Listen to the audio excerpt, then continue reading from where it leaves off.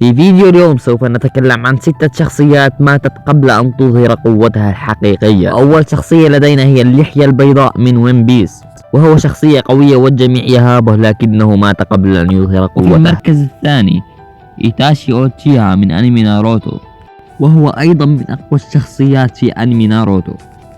وفي المركز الثالث ايس من أنمي ون بيس، وأنا حزنت على موته وأنت حزنت على موته، وهندي ليس له علاقة حزينة على موته. وفي المركز الرابع لدينا أودين ساما من أنمي ون بيس أيضا.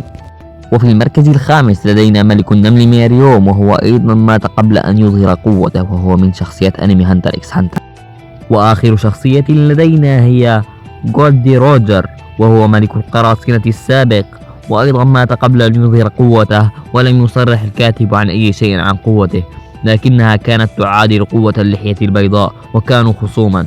إذا كنت تعرف شخصيات أخرى اكتبها لي.